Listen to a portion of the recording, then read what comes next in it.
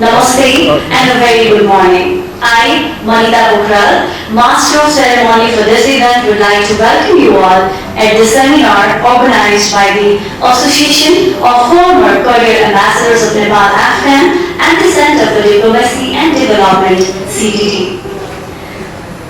At the outset, may I offer a short introduction of Afghan. The Association of Former Career Ambassadors of Nepal, Afghan, was established as its members after retirement from service.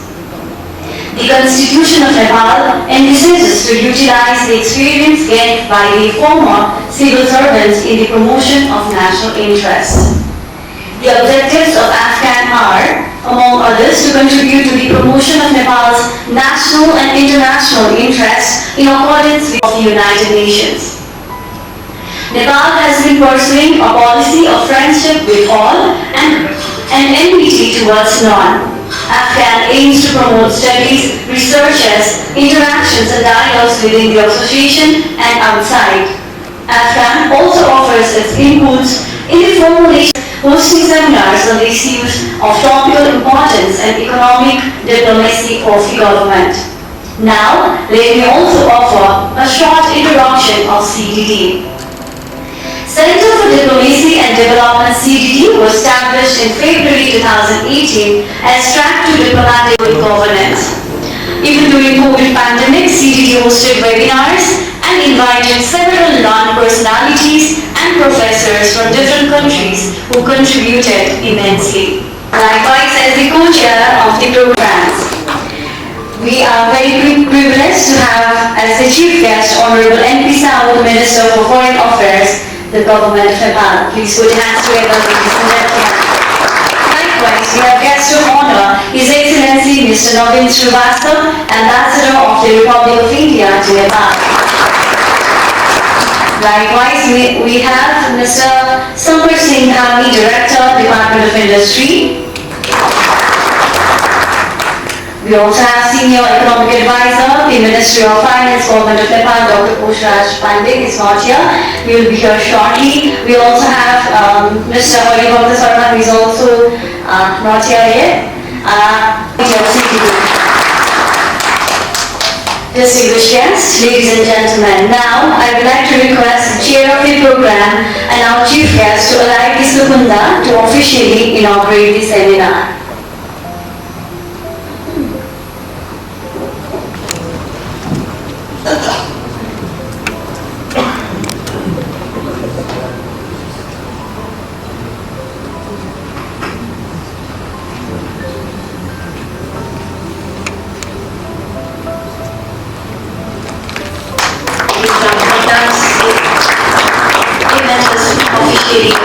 Inaugurated. Thank you so much. I request you to rise.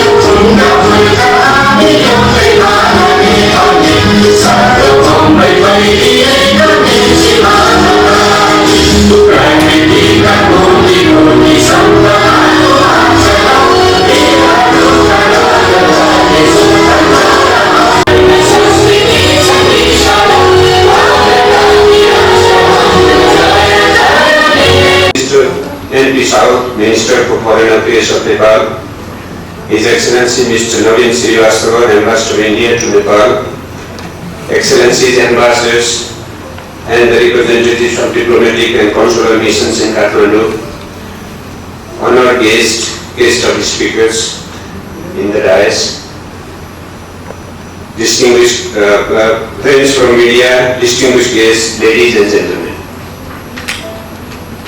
It is my privilege and honor to briefly elucidate what the Association for Former Career Ambassadors of Nepal, Afghan, is.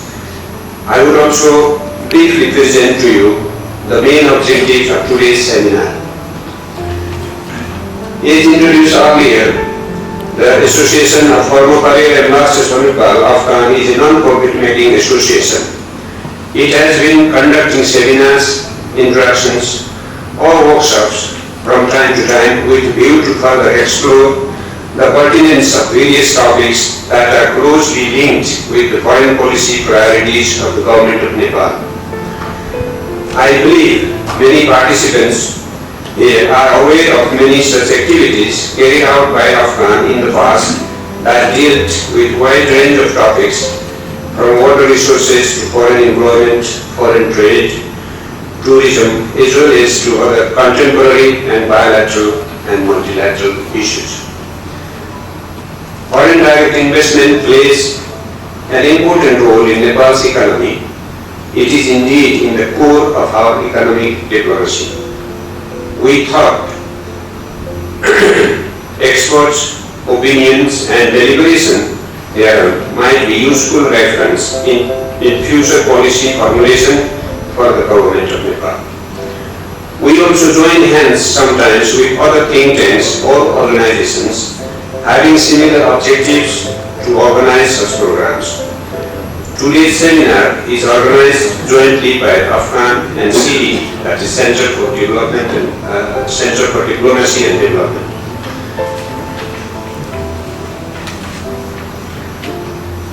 On behalf of the Afghan, I wish to offer sincere gratitude to the chief guest of the program, Honorable Minister for Foreign Affairs, and guest of honor, His Excellency the Ambassador of India to Nepal, for their valuable time and presence here today. The presence of Honorable Minister for Foreign Affairs will be a source of encouragement for us to make more efforts in organizing such activities in the days ahead. I believe the remarks to be delivered by the chief guest of honor, and the presidents of Afghan and CDD will add significant value to the objective of the seminar. Following this inaugural session, three experts, Mr. Shankar Singh Dhami, Director, Department of Industry, the Government of Nepal, Mr. Hari Bhakta Sharma, former President of Confederation of Nepalese Industries CNI and the Executive Director of Janta Theorari Pharmaceuticals, and Dr. Poshraj Pandey, I think he is on the way, coming soon, Senior Economic Advisor, Ministry of Finance, the Government of Nepal, will join a half-day long seminar with us, who come with vast and profound knowledge and experiences on the subject of foreign direct investment in Nepal. In that session, we can hear their thoughtful intervention on opportunities and challenges in inviting foreign direct investment in Nepal. While thanking the experts, may I also let you know that the floor will later be open for questions and answers. Last but not the least, I also thank you all who have accepted our invitation and spared your valuable time. Your presence is encouraging to us all. Questions you will direct towards our experts will certainly enrich the contents of today's deliberations. I do hope that this seminar will be helpful in exploring more avenues and options in inviting more foreign direct investment in Nepal. Thank you all for your kind attention.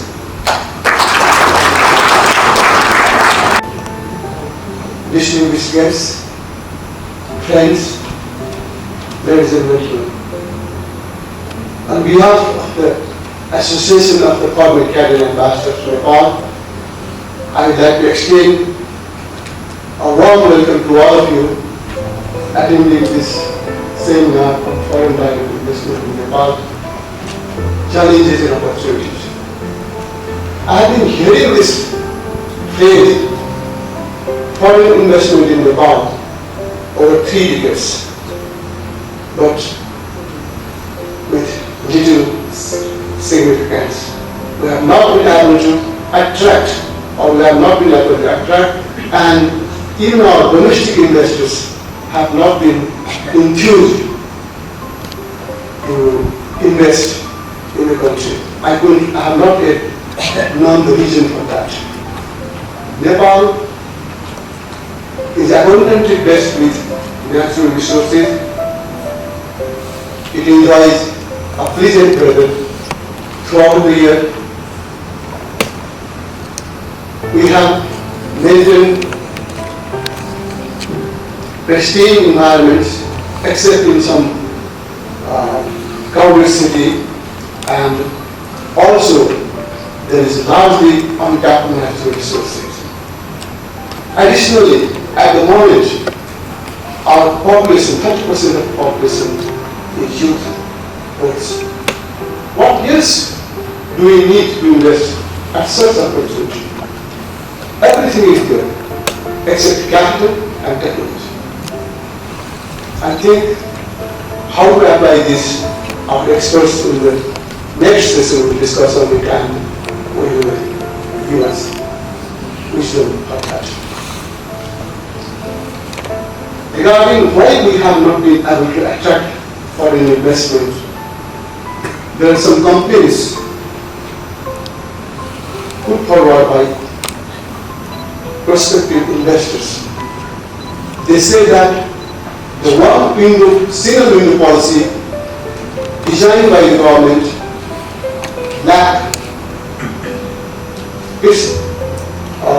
it has not worked well.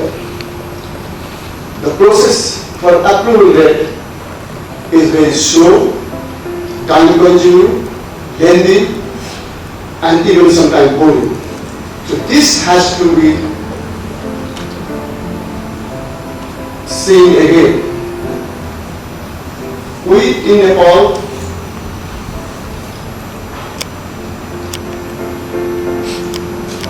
have streamlined the one window policy, but it has not been working very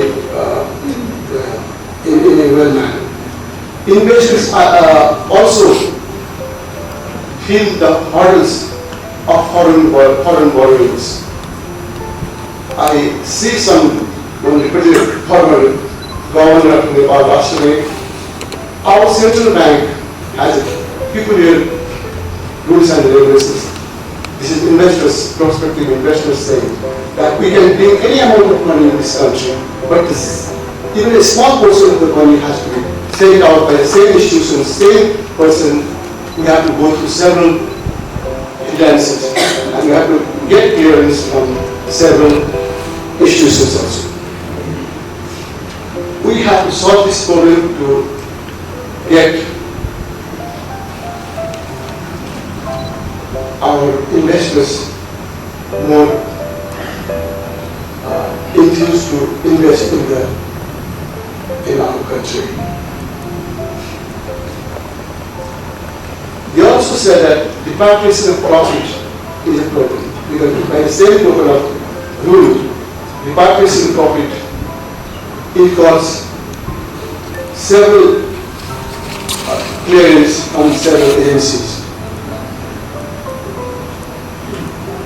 We in Nepal have allowed to invest in 6 sectors such as manufacturing, energy, agro services, information and technology, and tourism, and also agro-based, agroforestry. All are welcome to invest on that. Especially I also request the domestic investors to come forward, because it's high time for us to invest more on productive sectors. We are totally dependent right now on import. It has become, Nepal has become import dependent country. Our trade deficit is widening year by year, and foreign currency is declining. So this requires investment in our country. That sort of investment which produces something and we can substitute the import. So these are very essentials. I'm sure that our people. Thank you, Master of Ceremony Paritaji. Good morning and namaste to all. Chair of the program, Ambassador Bahir Bastet, Chief Guest, Honorable N.B. South, Minister for Foreign Affairs, respected guest of honor, His Excellency Mr. Navin Srivastava, Ambassador of India to Nepal, respected speakers at the dais, high dignitaries from the Foreign Ministry, Their Excellencies, Ambassadors, Honorable Ambassadors of Nepal, Honorable Secretaries, Professors, academics, intellectuals, leaders of the business community, guests who are attending our program, accepting our invitation. The Association of Former Career Ambassadors of Khan and the Center for Diplomacy and Development, CDD, are effortful to promote knowledge and experience on diplomacy and in other topics of topical importance to the people through various means. This seminar is also a part of this effort. It is said that small nations need an effective and proactive diplomacy. It has been proven so while we assess the current international situation. Dangers from the political problems are looking large in many parts of the world. Every country needs economic backup to be strong. Today's seminar topic is a very important one. After some time, we will be listening from experts various aspects of foreign direct investment in our country. We fully understand that EFTA has many challenges in its implementations. At the same time, we also have huge potentiality for implementing EFTA in our country. A new concept of economic diplomacy was added to the objectives of our non-aligned foreign policy in 1996. That new policy has 6 objectives like the promotion of tourism, exports, FDI, foreign employment opportunities, development of water resources, and foreign aid.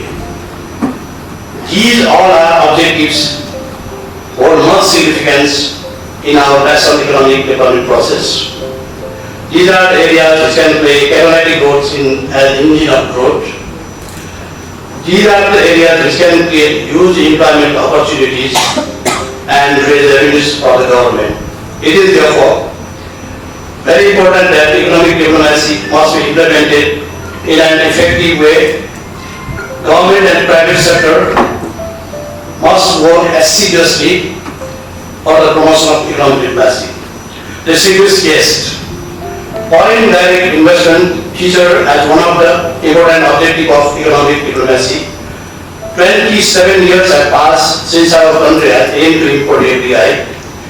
Latest available figures indicate a total of 5,692 industries have been set up with FDI, with an investment of 449.78 billion rupees. FDI industries have created more than 300,000 jobs. FDI is coming from more than 100 countries to Nepal.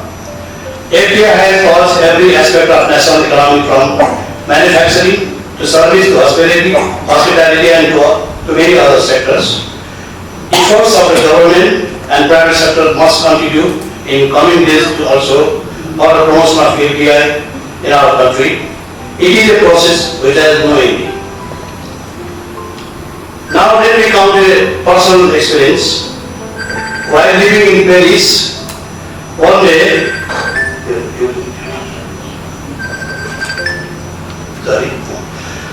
while living in Paris, one day I met Ambassador of Cambodia, Mr. Kishman. He was a senior ambassador, having lived in France for more than 11 years. During our talks, he told me that Cambodia is slightly bigger than Nepal in size, and with 1/3 of the population, imports $8 billion as FDI in 1 year. He was not yet happy with that huge figure. He further said, Excellency, we are taking actions to increase more FDI in our country. It came to my mind, Cambodia, a country devastated by 30 years of international war, and we do less hospitable atmosphere, could do so much, and why can't we? Where are the problems? What actually hinders in our country for implementing FDI? This natural question came to my mind. With enormous resources, both natural and human, Nepal possesses in fact, abundant resources for deployment, i.e. agriculture, biodiversity, ITC, tourism, water resources and many more. In 2017, an investment summit was organized in Soti Hotel where I also attended. Our lady representative of the International Financial Institution, while delivering her speech, indicated that bureaucratic entanglements in our country are too many to count. She also gave an example of Cambodia, where the FDI projects are approved within days. Government welcomes foreign investors as valuable guests. To my mind, it is therefore very much necessary that our country also value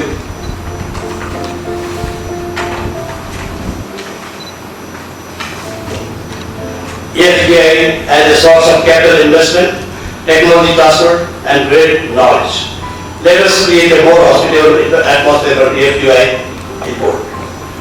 I understand that in South Asian region, Nepal receives less than 1% of the global FDI resources.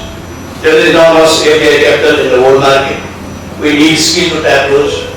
Our FDI provisions like non-nationalization, repatriation of capital and profits, tax holidays, infrastructure facilities, abundant natural resources, and favorable climate conditions are not less than those found in any other country.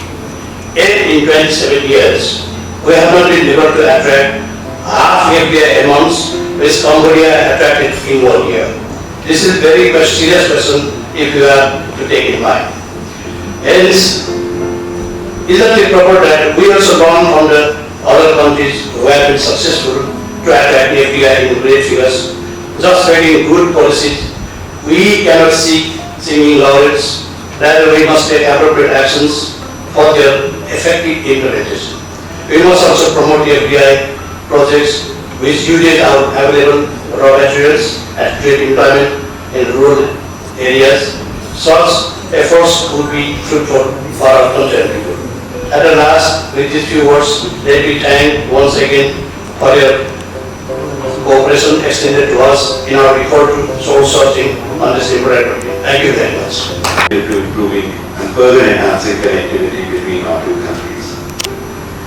One particular example is strengthening of energy connectivity between India and Nepal. This includes laying of cross-border pipelines. In fact, the first cross-border pipeline in South Asia was between India and Nepal and inaugurated in 2019. This results in direct economic benefits to the people of Nepal in terms of cheaper petroleum products which are free of adulteration or proliferation. In the power sector, Indian public sector units and India-Nepal joint ventures have been active in development of major hydropower projects. Arun 3 is a leading example where one of our leading public sector units is involved in making that power station, and we hope this will be completed ahead of its scheduled timeline of 2025. During the visit of Prime Minister Rajan, both countries have also finalized an agreement to allow India to seek to enhance imports of Nepalese hydropower to 10,000 megawatts in the coming next 10 years. This would require greater cooperation between India and Nepal and Indian and Nepalese investors, as well as other foreign investors. Indian and Nepal cooperation also extends to health, education, and other sectors. India has extended close to $1.7 billion of lines of credit or soft loans, which have been used for infrastructure development, particularly for roads and transmission lines, and both post-earthquake reconstruction projects. In terms of foreign investment, India remains one of the largest foreign investors in Nepal, accounting for more than 32% of the total FDI stock in Nepal as per the Nepal Rashtra Bank data of July 2021. There are at present about 150 Indian joint ventures operating in Nepal, engaged in manufacturing, including services, banking, insurance, transport, education, power sector, and tourism.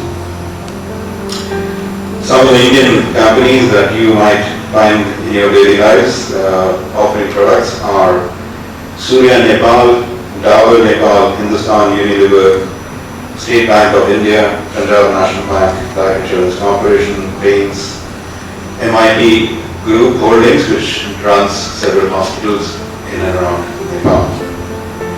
As I had earlier mentioned, several public sector units in hydropower are also active. With the agreements now finalized during the visit of Prime Minister Prashant, we hope and certainly look forward to greater Indian investments in various sectors in Nepal. Opportunities for the future.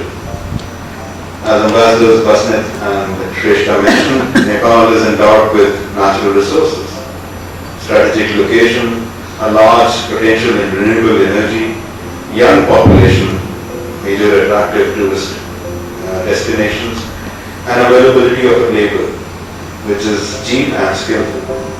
Thus, Nepal can become a major hub for attracting FDI.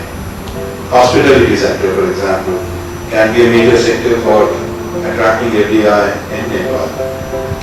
As per latest figures which appeared last week from Nepal Tourism Bureau, Indian tourists continue to constitute the largest number of tourist inflows in Nepal. And Indian companies continue to establish hospitals or create tourism circuits that would increase further. Hydropower projects remain a separate category altogether for larger investments. The new agreement that we have, that we are on the closing stage of finalization is the trilateral power trade agreement between India, Bangladesh and Nepal. We hope to do so quickly. Once that happens, that should spur regional investment flows between India, Nepal and Bangladesh. One major factor which should be kept by investors in mind is the large market that India offers adjoining Nepal. So if you are to establish a manufacturing unit in Nepal, don't just look at Nepal as a market, look at India and Nepal as an integrated market, especially the Indian states.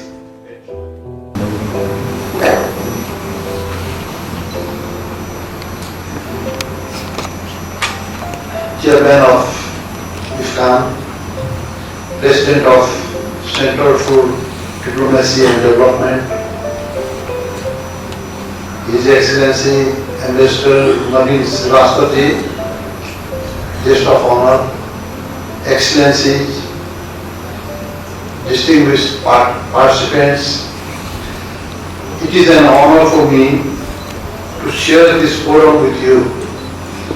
Thank you, Afghan, for taking the initiative of this brainstorming and for inviting me. Investment is, in general, foreign direct investment is particular, is a crucial driver of economic growth and development. Through investment, country's resource potential is utilized, employment is generated, people's livelihood is ensured, and prosperity is achieved. As Nepal stands at a critical stage of development transformation, the question of how we can channelize more investment becomes pressing and important. The theme of today's seminar is therefore very timely.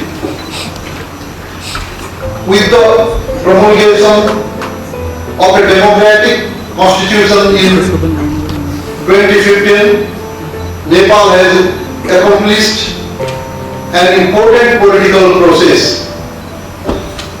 With this, our political development has taken a shape. We have already conducted 2 important elections for all 3 types of governance as per the new federal structure, thereby consolidating inclusive democracy up to grassroots level. In the meantime, we all are aware that without economic development or political gains cannot sustain. Economic agendas are therefore our topmost priority. Nepal is graduating from category of least developed country by 2026. We have taken the graduation as an opportunity for enhancing productive capacity and structural transformation. For this, we are looking for private sector cooperation and investment from the foreign partners. We want to utilize our vast natural resources to achieve rapid economic growth. Our development priorities include modernizing agriculture, strengthening connectivity infrastructures, utilizing hydropower potential, promoting trade and tourism, and developing IT sector. For all these, investment is the key. Ladies and gentlemen, Nepal has taken a forward-looking foreign investment policy. We have opened almost all sectors of the economy to foreign investment, from hydropower, manufacturing, tourism, services, infrastructure building to agro-waste industry. We are continuously working on how foreign investment can be more incentivized. We have been taking strong initiative to reform laws and streamline procedures related to investment and technology transfer. We have put in place an automated group for FDI approval. Investment Board of Nepal provides one-stop service for the large investors. Special economic zones in major industrial centers provide additional incentives. One of our greatest strengths is demographic dividend. We offer young and educated workforce a competitive advantage to investors seeking skilled and affordable labor. This young human capital can be immediately utilized in IT-enabled services and digital trade. Data mining would be another area of exploration, as we have enough supply of green and clean energy.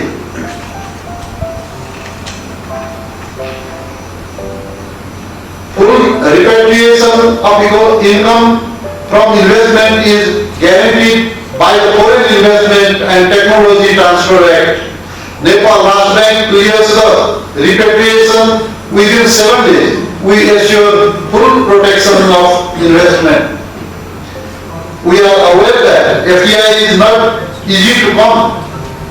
Investors want to see how easy and smooth process are, how secure their investment is, how profitable is it going to be. Countries are competing to bring more FDI with their higher and better incentives. On its part, Nepal is committed to undertaking further reforms in policy, regulations and procedures and facilitating investment. A brainstorming event like this seminar provides us useful inputs for taking further measures to improve investment climate in the country. We stand ready to welcome and assist investors who are keen to embark on a transformative journey with Nepal. You are aware that Nepal's hydropower is an attractive area for large-scale investment. Harnessing of this treasure brings multiple positive implications.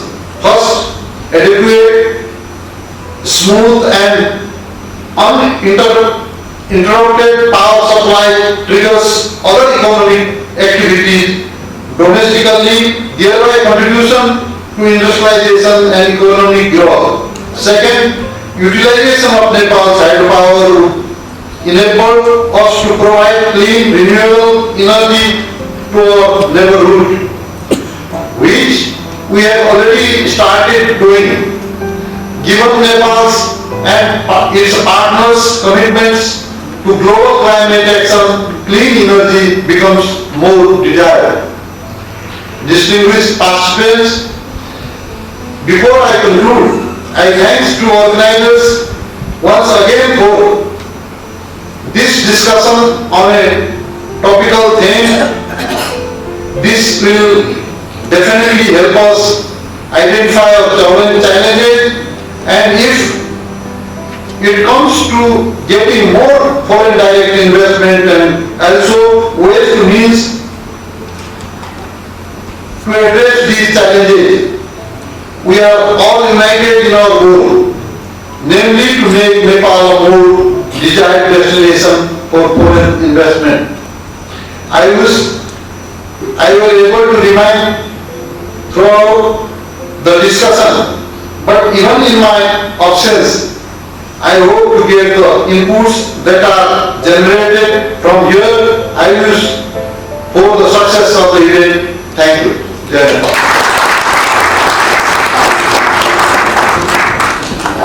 Thank you, Honorable Chief Guest, for your insightful presentation.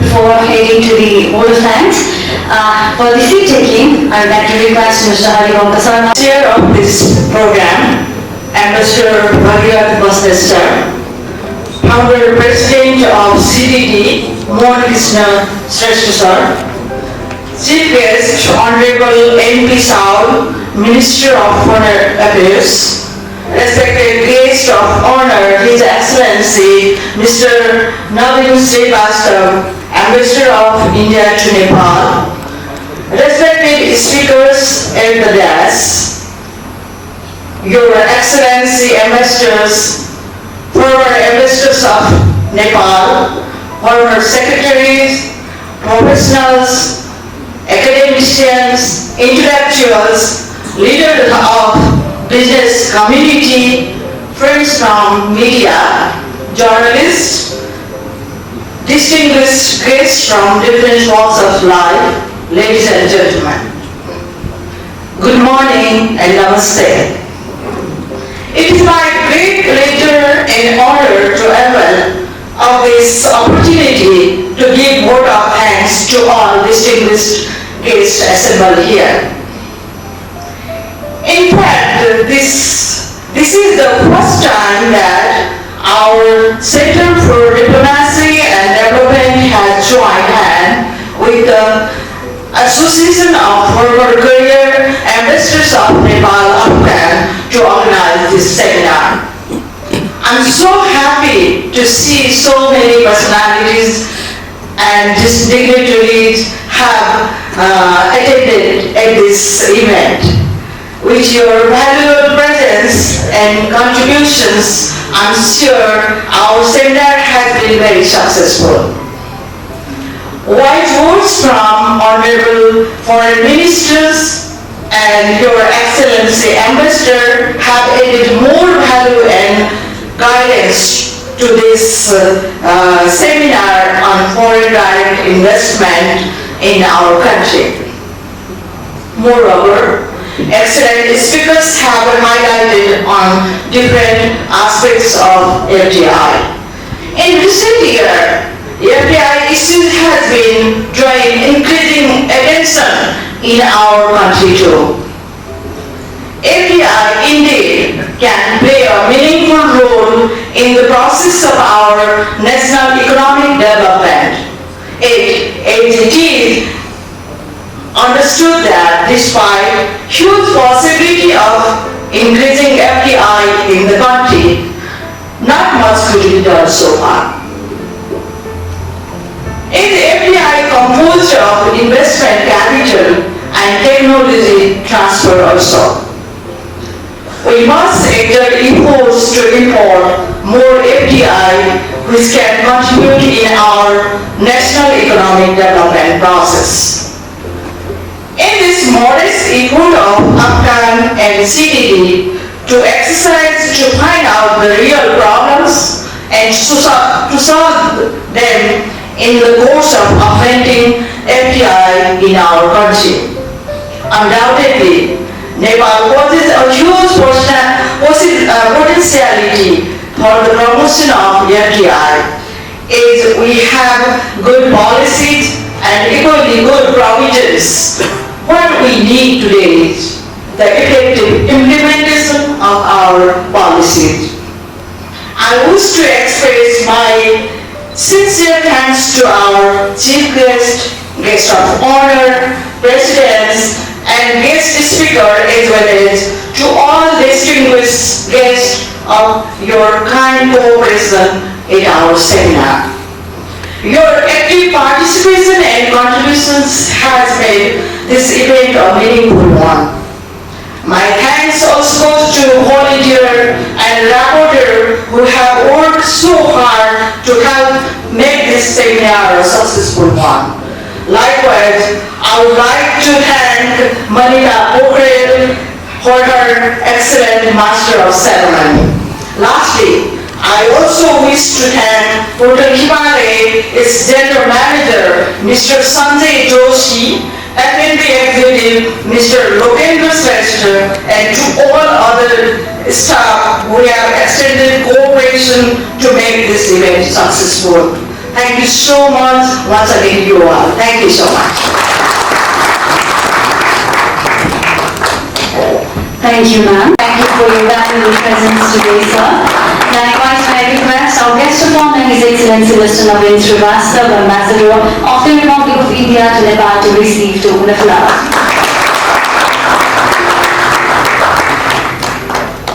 Thank you so much. Distinguished guests, ladies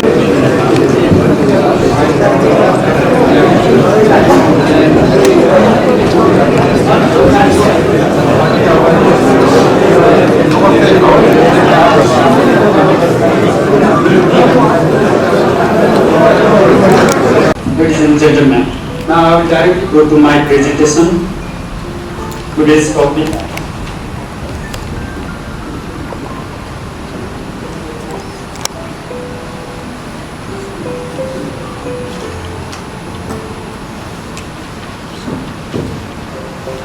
I think most of the issue related to this is already raised by different delegates and my previous presenters.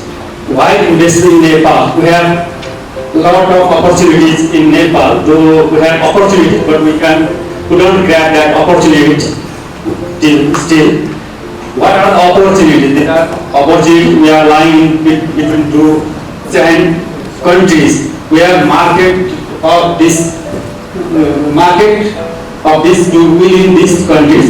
We have duty-free quota free market. Though we are on the operation of LDC as a member, till now we have these three quota systems which has a good enabling environment for the FDI. If we can import, export our products. Similarly, my previous colleagues have already stated about the hydropower. We have a large amount of untapped hydropower resources. Still, some of our industries are having some shortage of our electricity due to the infrastructure problems. We are engaged in multilateral and bilateral agencies like WTO, SAFTA, BIMSTEC. Similarly, we have transit agreement within two countries, that is India and China, which are the large market for our net. We talked about the constraints faced by the private sector, not only by making Nepal as an investment destination. So as I try to capture that sense in my presentations. and irrelevant questions. So I would like to request volunteers to cooperate.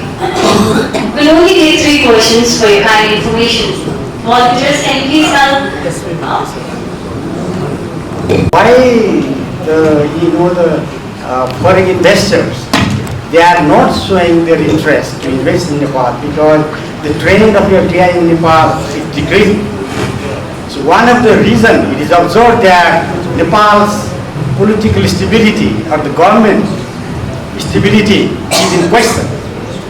And we heard that within a 5 years we are expecting 3 prime ministers. So how the policy can be consistent during this time or for the foreign investor. This is a big issue. And second one is concerning with the regulatory matter also. If you see all the documents which have been presented here, it looks very fine.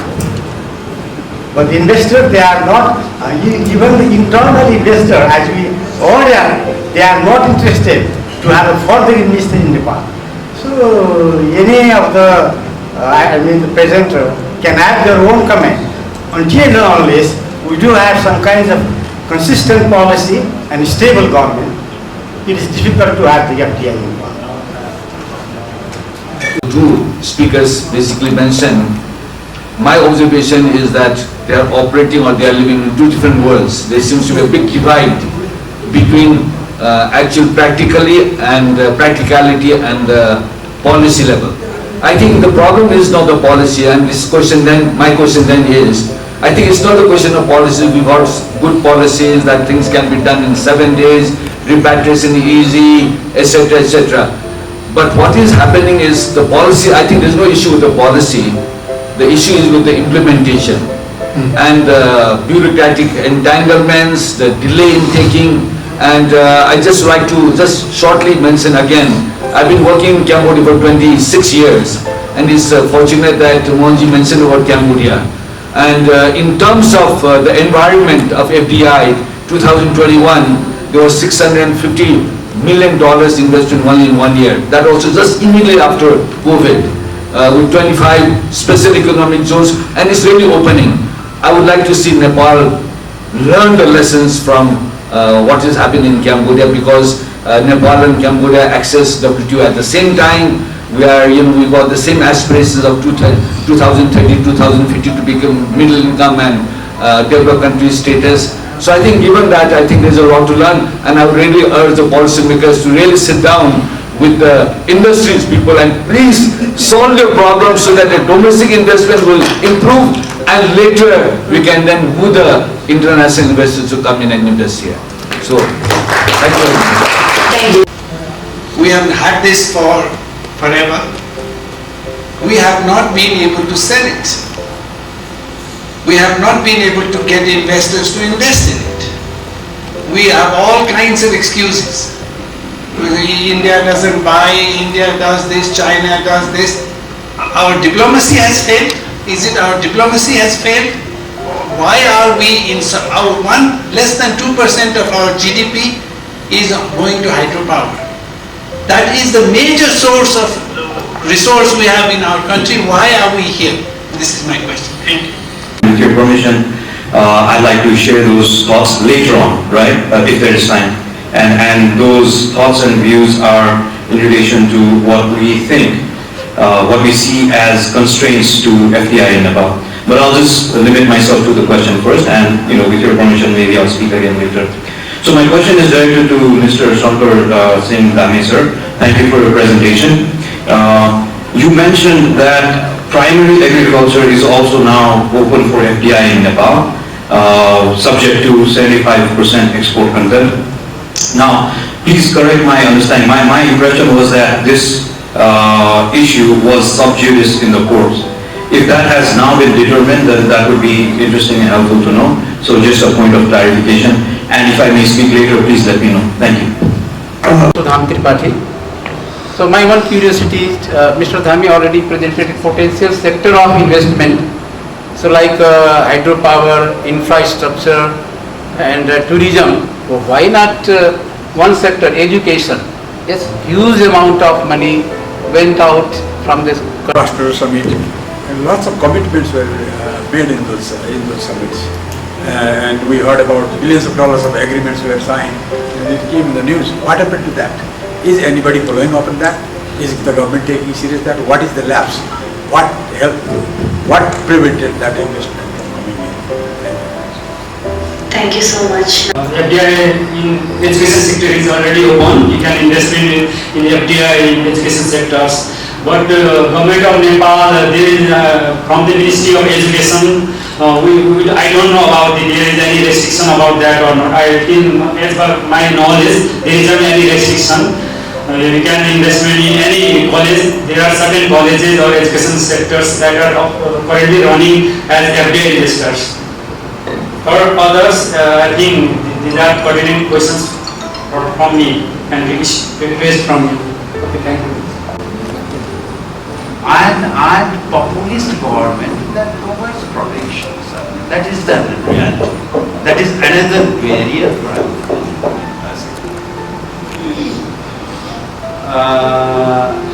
okay, and the fourth is our constitutions that talks about socialism-oriented economic policy. What does that mean? If I invest in... I was talking about the policy instability, just like he said that Nepal is good. I would just like to talk about one multilateral mechanism that we in Nepal tend to forget or we are not very familiar with. As a former Nepali permanent representative to UN in Vienna, let me introduce UNCTAD, United Nations Commission on International Trade Law. Its secretariat is in Vienna, but it holds its annual session alternatively in New York and Vienna. It has about 8 to 12 thematic sessions per year, and half of them are happening in New York and half of them are in Vienna. UNCTAD was established by the General Assembly in 1996. UNCTAD had been devised as a vehicle by which the United Nations could play a more active role in reducing or removing obstacles because there are no harmonization or the standardizations of the trade law, investment law across the countries. So they are more trying to harmonize and standardize the investment laws, the trade law, the arbitration. Harivarta Sarna, who is not here at the moment, but we came to know from his presentation that we investment and potential area could be IT, but you have to be very serious on it, that the government may any time have surveillance on IT investors. That was its aims, and government is happy in controlling rather than nurturing. Federal system has come, but governance has gone. Unnecessary controlling regulation. What regulation is fit for our economy, there is serious homework to be done. Policy stability in essential sectors should be prioritized, and increase in income tax. There is increase in income tax. It's high time to introspect the policy makers in terms of policy formulation. How do we improve it when it is critical and serious things that we have to really introspect. Too much process oriented rather than result oriented. That was the output or the gist of the presentation of Harivarta Sarma. I do agree with you. Until and unless you change the orientation from process orientation to result orientation, you cannot bring meaningful investment, including FDI. There is no color of investment. If we look into the investment, we have missed many things. That's why whatever policy we advocate, but there is huge area for improvement. Shankar Singh Dhami, the director of Department of Industry, due to his position in the Department of Industry, we can understand the thing that he highlighted. He highlighted the strength of investment in Nepal, focusing various things like transit agreement between India and China, he said, but I think there is Bangladesh. Ladies and gentlemen,